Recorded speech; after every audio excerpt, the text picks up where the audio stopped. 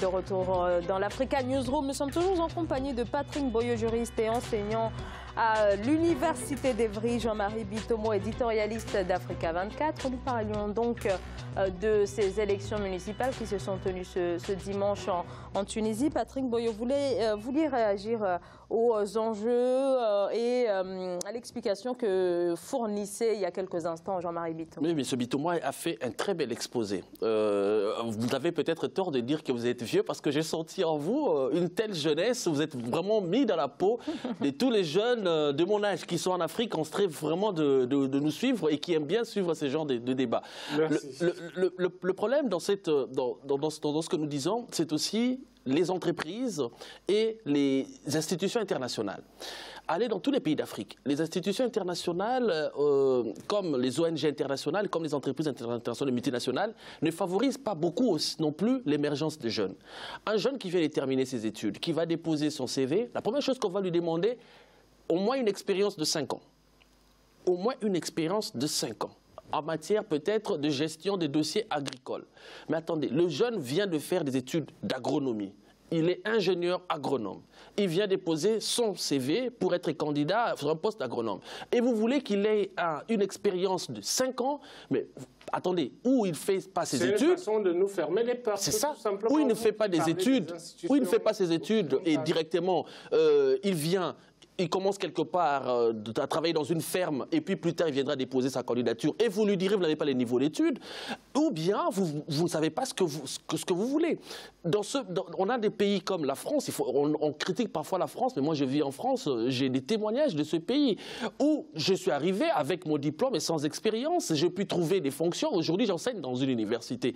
Simplement avec mon diplôme venu en Afrique et le niveau que j'ai eu en France, on m'a fait confiance. Mais dans une université de Yaoundé, de Dakar ou bien de Nouakchott ou même de Kinshasa, je ne pense pas qu'on m'aurait fait confiance.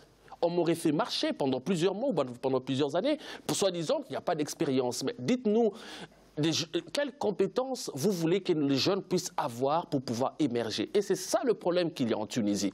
Les jeunes sont diplômés, les jeunes sont bien formés, mais allez dans tous les cabinets ministériels, allez dans toutes les entreprises, allez dans toutes les institutions, vous allez voir que ce sont les vieux. On ne demande pas que nos aînés partent, mais trouver de la place pour les jeunes. Un renouvellement. Ce renouvellement politique là est très important.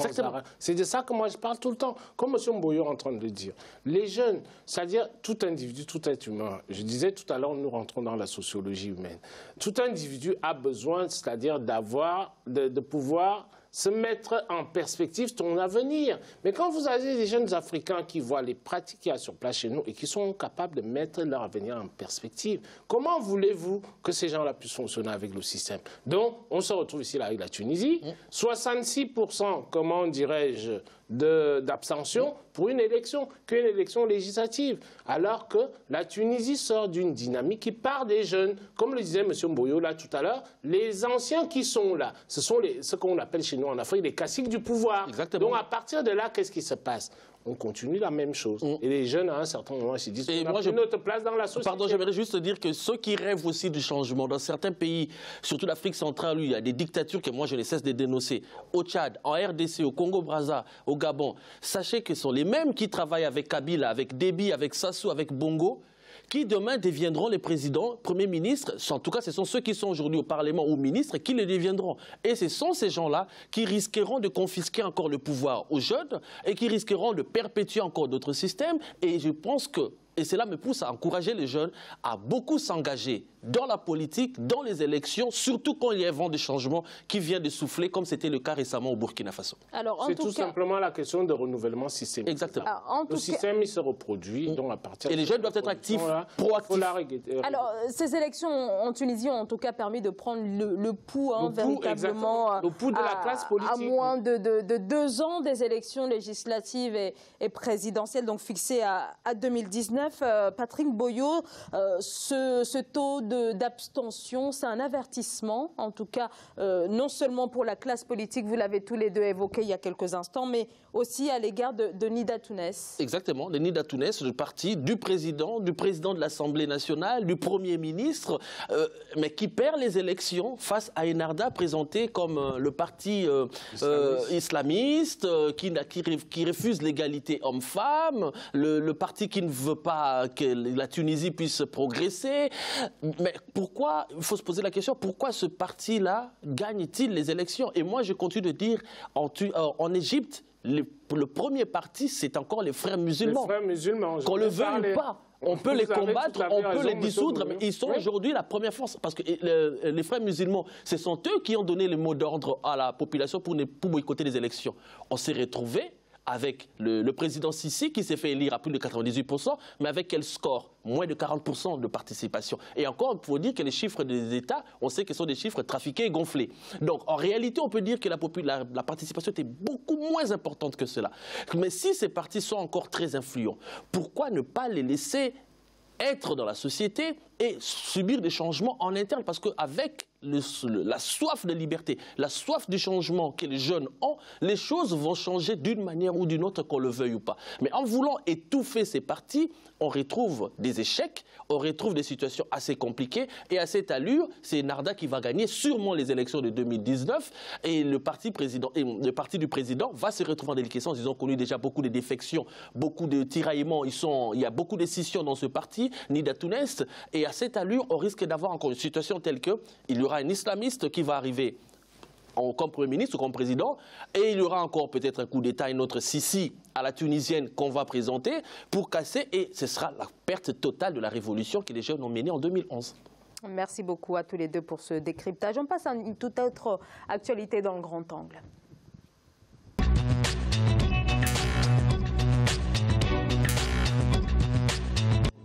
En République démocratique du Congo, certains produits de grande consommation sont désormais interdits à l'importation. Dans la liste farine et sucre, il s'agit pour les autorités de Kinshasa de mettre un coup d'arrêt au flux de marchandises qui transitent par la frontière qui sépare la RDC de l'Angola, frontière à l'ouest où prospère un marché à bas coût, ce qui attire en effet de nombreux petits commerçants. Une menace pour l'économie nationale, rétorque la République démocratique du Congo. Reportage Jacques Ambouka. En République démocratique du Congo, après les mesures prises il y a quelques mois sur l'interdiction de certains produits de construction, le gouvernement vient d'interdire temporairement l'importation de la farine de froment et du sucre blanc. Une mesure visant la protection des productions locales de plus en plus menacées par une concurrence déloyale. C'est une mesure qui va nous permettre de redynamiser notre production. Nos ventes avaient baissé de près de 20%. Et c'est une bouffée d'oxygène, comme on dit, pour nous. Et donc, on tient aussi à rassurer la population que nous avons les capacités de production de manière à fournir la farine de froment qui est attendue par les consommateurs, donc les boulangers. La République démocratique du Congo, avec une population d'environ 80 millions d'habitants, est un grand marché de consommation. Cependant, certains produits en provenance des pays limitrophes inondent le marché et se vendent à vil prix, ce qui affecte les industries locales. Nous sommes dans un contexte où l'État est appelé aujourd'hui à protéger les industries œuvrant dans les pays parce que ce sont elles qui contribuent au budget de l'État. Et aujourd'hui, nous constatons que sur les marchés nationaux, il y a l'envahissement de produits venant de l'étranger qui passent par les frontières entre la RDC et l'Angola et parfois de manière frauduleuse. Prise par le ministre d'État en charge du commerce extérieur, Jean-Lucien Boussa, l'interdiction d'importation de la farine de froment et du sucre blanc couvre une période de 6 mois. Cette période permettra au gouvernement, les industries concernées et la Fédération des entreprises du Congo d'évaluer l'efficacité de cette décision qui ne concerne que la partie ouest du pays menacée par la concurrence des produits en provenance essentiellement de l'Angola. Alors, des interdictions comme celle-ci ont été décidées à de nombreuses reprises déjà. En août dernier, on a eu une interdiction de 6 mois. Alors, est-ce que la République démocratique du Congo a véritablement les moyens de cette politique, c'est-à-dire les moyens de fermer ses frontières à cette série de produits venant de l'Angola? Zara, nous disons toujours sur ce plateau, je dis toujours que les politiques, les stratégies politiques, économiques qui sont mises en place en Afrique dépendent d'une seule chose, c'est de la volonté politique et que tous les citoyens y participent. Parce que vous avez des États en Afrique dans lesquels le président de la République, c'est-à-dire, va prendre, comment dirais-je, des décrets. On dit que c'est le décret du président de la République qu'il faut faire comme ça. Mais malheureusement, son administration ne le suit pas. J'ai dit toujours sur ce plateau que les Occidentaux ne viennent pas nous mentir en Afrique. Vous n'avez aucun État dans ce monde qui s'est développé sans qu'il y ait du protectionnisme. Je peux partir avec vous, comme je l'ai dit souvent sur ce plateau, je suis économiste. Vous allez me dire, je peux partir avec vous des États-Unis. Je veux prendre la Russie. Même quand la Russie, c'est-à-dire, était un pays dont les autres s'en moquaient, je vous parle de la France. La France a progressé. Grâce à quoi? Grâce, comme je parle toujours de l'agriculture en Afrique, grâce au crédit agricole ici. Les gens aujourd'hui, les jeunes, vous avez l'habitude, c'est-à-dire vous avez le compte au crédit agricole, ainsi de suite. On ne connaît pas la fonction du crédit agricole. La fonction du crédit agricole en France, à la base, c'est quoi? C'est pour pouvoir promouvoir les industries françaises en tant que telles. Donc c'est une espèce de protectionnisme quand on regarde le commerce au niveau mondial. Donc qu'est-ce qui se passe chez nous? Nos marchés africains, le FMI vient, comme je l'ai dit tout à l'heure, la Banque mondiale sont des marchés à ciel ouvert, on se retrouve dans des casinos dans lesquels il faut laisser les importations extérieures. Comment vous allez faire pour former vos populations internes dont on vient de parler là tout à l'heure concernant la Tunisie? Comment vous faites pour former vos jeunes qui sortent des universités? Parce que tout simplement, pourquoi? Parce qu'un jeune n'est pas capable, M. Mboyo en a parlé tout à l'heure, de créer une petite exploitation agricole parce qu'elle est concurrencée par les importations qui viennent de l'extérieur à bas prix. Donc, à partir de là, il faut que nous suivions une logique. Il ne faut pas qu'on vienne nous mentir, nous, les Africains. Les Africains, si vous voulez, on a vu le constat, comment a évolué le monde entier. J'ai dit toujours aux gens la chose suivante, allez-y lire les étapes de la croissance de Rostow. Toute économie a suivi ça. Que vous montez, que vous descendez, vous allez en Asie, vous restez en Europe. Pourquoi on interdit ça aux Africains? On vient nous dire que oui, il faut que ce soit, si vous voulez, le marché à ciel ouvert ou le libéralisme joue son plein. Le libéralisme, c'est quoi? C'est que l'individu qui arrive là, son retour sur investissement, il est sur le court terme. Alors que le retour sur investissement d'un État, c'est sur le long terme pour pouvoir constituer, comment dirais-je, sa nation en tant que telle. Que ce soit au niveau politique ou au niveau économique. Tout ce que nous avons en Afrique, là, ça rêve de quoi? Quand M. Mboyo a parlé tout à l'heure du Nigeria. Quand vous allez au Nigeria, quand vous parlez de Boko Haram, c'est vu au nord du Nigeria. Pourquoi au nord du Nigeria? Parce que le nord est moins développé que le sud, tout simplement. Donc à partir de là, que les gens ne viennent pas nous raconter des histoires, nous avons compris déjà ce que c'est, c'est-à-dire là où le bas blesse. Donc dès cet instant-là, la RDC, tout ce que je souhaite tout simplement, c'est que ces mesures-là soient mises en place. La RDC est un des pays, on n'en parle pas souvent parce qu'ils sont en guerre depuis pratiquement 30 ans aujourd'hui. C'est le pays le plus riche d'Afrique. Et c'est un des rares pays en Afrique qui est capable de vivre en autarcie, je dis bien en autarcie, sans compter sur les autres pays, même en Afrique en tant que tel. Donc vous voyez, qu'est-ce qui se passe? On a foutu, comment dirais-je, une déstabilisation dans cet État-là, qui aujourd'hui, on voit les populations qui crèvent, les gens qui sont au pouvoir ne font que piller le pays. Donc à partir de là, il faudrait revenir à penser à la population, à penser ce que c'est que l'Afrique en tant que telle. L'Afrique a un potentiel énorme, nous sommes le réservoir des matières premières du monde, et à nous de nous en rendre compte et de mettre en place des stratégies politiques et économiques adéquates par rapport au développement de l'Afrique. Si c'est pas... Alors, justement, est-ce que la République démocratique du Congo a les moyens de cette politique-là? Non, pas du tout. C'est un constat qui est tranchant, mais pas du tout. La situation en République démocratique du Congo, la différence, c'est que, prenez ce qui se passe aux États-Unis. Le président Trump vient de décider de faire un protectionnisme sur un produit en particulier, l'acier. Voilà. Pourquoi il veut le faire avec l'acier? Parce qu'il veut redynamiser l'industrie militaire et l'industrie automobile. L'industrie militaire pour la fabrication des armes a besoin de métaux, notamment l'acier, et l'industrie automobile précisément. Dans quel but? Pour pouvoir remettre sur pied les anciennes usines automobiles qui avaient fermé. Ford, Chevrolet et les autres.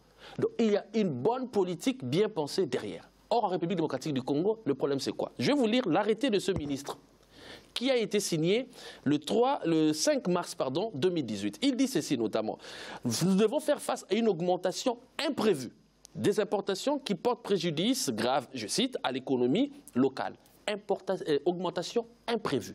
Pour un ministre qui vient dire, voilà, la RDC se réveille un bon matin et surprise, nous sommes inondés des marchés tout autour de notre pays. Le problème qui se pose, c'est qu'on veut simplement protéger les copains, les amis. Le monsieur qui vient de parler dans votre reportage, le président, le directeur délégué de la Midema, il représente des capitaux étrangers qui ont été mis en place.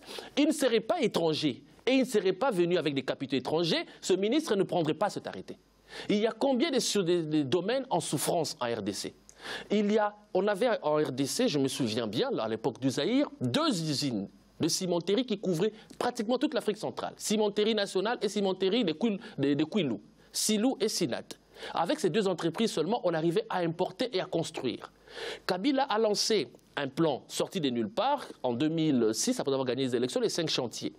Il savait que quand on veut construire, la première des choses qu'on cherche, c'est du ciment. Deuxièmement, les barres de fer, les métaux. La RDC a les terres arables, on n'a pas besoin d'importer du sable. Il y a une usine qui existe à 20-30 km du centre-ville de Kinshasa, à Maluku, une usine d'acierie qui existait déjà. Il n'a pas pensé aux Chinois. Alors, la simple réflexion du bon sens serait quoi? Je vais me lancer des chantiers, j'ai des usines de cimenterie, vous achetez le ciment chez moi. Vous, Chinois, je vous donne des contrats, mais vous achetez chez moi et vous relancez l'industrie d'acierie. Une usine qui est là, qui cherche seulement à être réinvestie. Mais personne ne l'a fait. On a laissé les Chinois importer du ciment. Pour la première fois au Congo, on a importé du ciment pour construire des routes qui étaient détruites 3-6 mois après. Et aujourd'hui, on vient nous dire qu'on veut préserver la sucrerie de Matadi, ou en tout cas de Kouilou, de ce secteur-là aussi, et la Midema. Mais attendez, on se moque de qui? On a eu tous ces temps et on dit on veut préserver le secteur ouest, où on a un marché fait par l'Angola, au nord de sa frontière, sur la frontière avec la RDC, le marché de Loufou. Pourquoi ce marché de Loufou a été créé? Parce que quand il y a un problème, il faut réfléchir, comme on avait dit, aux causes et aux effets et à la corrélation. Ce marché a été créé parce que l'Angola a mis de l'ordre chez lui. C'est que là où les gens gagnaient de l'argent de manière inconsidérée, dans des ordres, on a mis de l'ordre. Vous gagnez 300 000 € peut-être par mois. Vous rouliez sur des routes complètement abîmées, avec une insécurité totale, pas de toilettes et des écoles qui n'existaient pas. L'État dit désormais, vous allez gagner à la mesure du possible 100 000, les 200 000 vont aller pour la construction des routes. Les Angolais ont maintenant une route qui part du port de Luanda sur l'océan Indien, l'océan Atlantique, pardon, jusqu'au nord de la RDC. Et sachant que en RDC, on a du mal, on n'a même pas une route, même pas un chemin de fer qui part de Matadi jusqu'au Bandundu. Donc du coup, tout ce secteur-là, avec le Kasaï et tous les problèmes qu'ils ont connus, s'alimente, se font approvisionner par Loufou. Et Loufou a créé des problèmes sérieux, il y a des entreprises qui ont disparu complètement et les importations se font même par des Congolais et même par des Angolais depuis le port de Luanda jusqu'en RDC pour inonder ce marché. Pourquoi? Parce qu'il y a un vide. L'État a préféré se terrer à Kinshasa et confisquer le pouvoir avec la non-organisation des élections. Dans l'autre temps, les gens doivent vivre, les gens doivent manger, doivent construire, doivent s'épanouir tous les jours. Et quand on dit, quand vous ne construisez, quand vous voulez bloquer l'eau, l'eau va se faire son propre chemin. Et ces gens-là vont maintenant acheter à la frontière angolaise. Pareil pour le Katanga, c'est tout à fait légitime. Pareil au Katanga, il y a la Zambie maintenant qui commence à inonder le marché du Katanga. Il y a l'Ouganda qui inonde tout le marché de la partie orientale et la partie du nord de la RDC. La RDC est un pays aujourd'hui qui est incapable d'assurer déjà la sécurité de ses frontières. Et économiquement, on n'a aucune entreprise aujourd'hui capable d'assurer les besoins du marché congolais. Il n'y en a pas. Donc c'est une mesure au final qui se trouve clientéliste parce que simplement, comme je l'ai dit, on veut protéger les intérêts de certaines personnes qui, derrière, donnent des dividendes aux politiques. C'est une mesure opportuniste. Opportuniste, d'autant plus que, pardon, je vais terminer sur ce point, excusez-moi, d'autant plus que dans le même arrêté, il est prévu que pour les produits qui sont interdits pendant 6 mois seulement, alors qu'un État ne peut pas établir une politique réelle sur 6 mois, ça n'existe pas. C'est pour ça que j'ai rappelé tout à l'heure qu'il y avait des mesures similaires qui ont été appliquées pour 6 mois au mois d'août 2017. Mais ce sont des mesurettes, ça n'a aucun effet concret sur le long terme. Un gouvernement qui met myope. La difficulté dans cette affaire, c'est qu'on va se retrouver 6 mois après avec de nouveaux importateurs, parce que le ministre lui-même prévoit, pour importer ces produits qui sont en principe interdits, il faut recevoir une autorisation de son cabinet. Donc, vous voyez, vous prenez un décret d'interdiction, soi-disant protectionniste, en même temps, vous établissez dans le même décret des mesures... Des circuits parallèles. C'est ce que je voulais dire tout à l'heure, Zara. Vous voyez, chez nous en Afrique, bon, c'est un problème qui nous cassera la tête depuis encore quelques années. J'espère pas trop longtemps pour que les choses aillent mieux. Tout simplement pourquoi? Parce qu'en Afrique, chez nous, je dis toujours ici, là, vous n'avez aucun État dans le monde, dans le cadre du développement économique, qui va se développer sans qu'il y ait un minimum de protectionnisme. Le protectionnisme est nécessaire pour pouvoir permettre aux industries naissantes de ces États-là. Alors que la RDC dont on parle là, je l'ai déjà dit ici, là, la RDC, c'est un des pays les plus riches. Si on parle du domaine agricole, puisqu'on parle de la farine ici, en RDC, quand on cultive au nord, on récolte au sud et vice-versa. Donc c'est un pays dans lequel vous ne devez pas avoir, comment dirais-je, des populations qui ont besoin de quoi manger, parce que naturellement, la RDC, ancien Zaïre, comme M. Mbouyou l'a dit, c'est-à-dire c'est un pays qui est doté de tout. Donc à partir de là... Si on n'a pas les politiques volontaristes à mettre en place, à partir de là, qu'est-ce qui se passe? C'est le désordre qui s'installe. Comme il a dit tout à l'heure, le ministre, si vous voulez, je l'ai dit tout à l'heure, vous avez le président de la République qui prend des décrets, mais ce n'est pas appliqué en dessous. Parce que tout simplement, chacun fonctionne dans l'individualisme qu'on nous a appris les Occidentaux, alors que l'Africain ne fonctionne pas comme ça. Et par ailleurs, de telles mesures ne devraient pas s'accompagner aussi de... Puisque voilà, c'est un marché qui permet aussi à des millions de personnes de vivre finalement, qui ne peuvent pas forcément s'approvisionner dans le marché local, qui est beaucoup plus coûteux que voilà, s'approvisionner auprès des Ougandais. Donc voilà, il y a aussi cette dimension sociale qui ne doit pas être oubliée. Mais on va marquer une courte pause. Hein. On se retrouve dans quelques instants pour la troisième et dernière partie de l'Africa Newsroom. Parce que